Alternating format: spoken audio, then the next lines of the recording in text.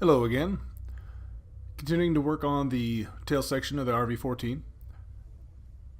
As you see, I've got the side skins completed. I've got the aft bottom skin put into place, and now I'm just setting up to rivet everything together for the aft bottom skin. Going through, and like I'd said before the last video, it took a lot of manipulation, a lot of manual adjustments to get the piece in place. I had an issue with the skins being, as I'd said in the previous video, I riveted too far, didn't allow enough slack, so to say. So I couldn't get the side skins bent out enough to get this inserted. Finally was able to get it in place, and now I'm starting to work on the rest of the aft section here. Getting everything clecoed in, lined up, and just getting that piece fitted in to the right spot. Now again, the side skins there, you really do have to over-exaggerate how much you flare the ends, or the edges where they meet up with the aft bottom plate skin. There's a few folks who I've read on their blogs that when they were done installing everything, had a pretty significant lip where those two skins meet, and it's because the aft bottom skin starts to curve almost right away where it meets up with that side skin. So this was an area where I really did over exaggerate the break on the side skins with the vice grips that have the flat metal pieces, and it came out really well. It seemed, the seam there is almost invisible. It really does meet up really well. So that's one thing you want to look at. Like I said, I've tried the roller calipers, or I'm sorry, the roller vice grips, and they're okay. I'll bet you, on the skins they'd be all right. For the wings, I'll bet you they'd be all right. But I just seem to think that they don't quite break the skin as well as they should. Maybe I'm not using it right, but that's just what I've come across.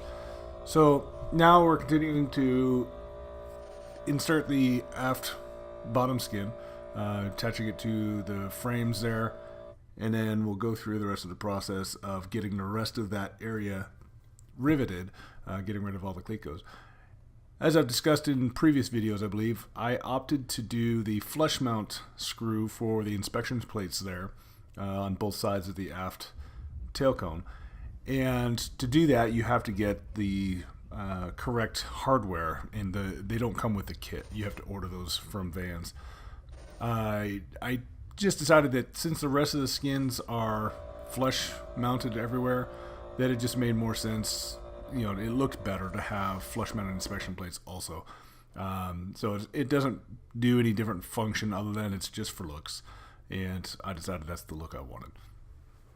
But because of that, you have to dimple a few spots where you wouldn't otherwise dimple, and you have to pay attention to the instructions. There's a few pages where it has an option step, and that's what it's referring to, is the steps to meet up or to get everything ready and in place for doing the flush mount. Okay, so just continuing to install the rest of the bottom plate, aft bottom skin, and we'll go through and get the remaining clecos out and get everything riveted together. Like I said, it's a matter of access for most of the things. Working on the aft end here was a lot easier, and was able to get to a lot of the areas a lot better.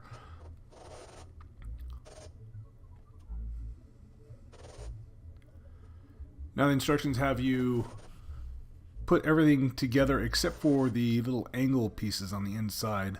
It has you do those last, if I recall correctly, and I think that's mostly for access, to be able to get inside with a bucking bar. And for the majority of this, I'm using I've got a narrow tungsten bucking bar. I want to say it's an inch by 2 inches by about 4 inches long. and it's really useful. It's the one that I use the most. I have one that's I want to say it's like a 2" by 2" by maybe 3" long bucking bar, again made out of tungsten, but I use the heck out of that long narrow one. So as you can see, a lot of progress has been made. I apparently lost some footage and was not able to get all of the footage for putting the top side skins on, but they were no different than everything else you've seen. Just a matter of lining them up and then putting the pieces together. Now I'm working on getting the hardware installed into the elevators so I can start hanging the elevators onto the horizontal stabilizer. The process is you have a locking nut on the threads of the eyelet piece bearing, and you then put everything in and you measure. The instructions give you a specific measurement that the center of the eyelet hole for the bearing should be from the frame of the elevator, and so you put it in there, put it all together, and that's what you see me doing here. And then you mount it onto the horizontal stabilizer. And this gets to be a bit of a process.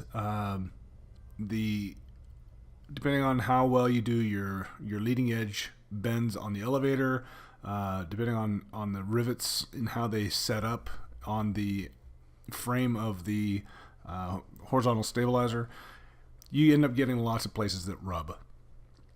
And I ended up having to take this thing on and off several times. It's I measured it out to the recommended location or distance for the eyelet of the bearing to the frame of the elevator skin, or the frame of the elevator, and it still rubbed like crazy. And so I ended up having to back it out, I want to say maybe 2 or 3 turns from where it had measured, or where it gave the measurement for. So you just want to make sure that you do the same for both bearings, so that the elevator is the correct distance away from the horizontal stabilizer at both ends. Also, you have to look at the spacing between the end of the elevator, and where it extends forward along the end of the horizontal stabilizer. And it's got a gap, I want to say it was like 3/8 of an inch that you're supposed to maintain. And you just make sure that at the top and at the bottom of that seam that it's the right size. And the left elevator I was able to hang when I finally got it where it wasn't rubbing. I was able to hang, and the gap was uniform all the way across. And then the right elevator, I had to actually tweak the inner bearing a little bit to get the gap to be uniform. So here you saw me pull the horizontal stabilizer off, thinking I'd be smart and just line it up and it'd be easy to hook up, but nope, you want to do this in the stand. It makes it so much easier to do it that way. I had to get something to pry the brackets apart so the bearing would fit in between, and then you're working in a small space to get the nut the screw in place, the bolt, and it can be a little bit of a pain, but it's anyway. So get everything lined up, and then it has you, and apparently I've lost that footage as well, but it has you drill out match drill for the center bearing along where I'm drilling out right now, the elevator horn. And this is where I just messed up. And so the process is to get basically there's a guide that holds the drill bit, the number 30 drill bit, inside the bearing, and it keeps everything lined up, keeps your drill bit lined up. So you drill it out to number 30, then you pull the elevator off, and then you use a universal step drill to drill it out to a 1/4 inch. Well, my universal bit had a bad marking, and the step that it marked as a 1/4 inch was actually about a 5/16. So I drilled it too big. Well, now I get to buy a whole new elevator horn, tear this elevator apart enough to get that piece off and reinstall it. I'm not happy. Anyway, I'm going to go ahead and let this video end here. Again, for those who continue to follow, I appreciate it, and we'll see you next time around.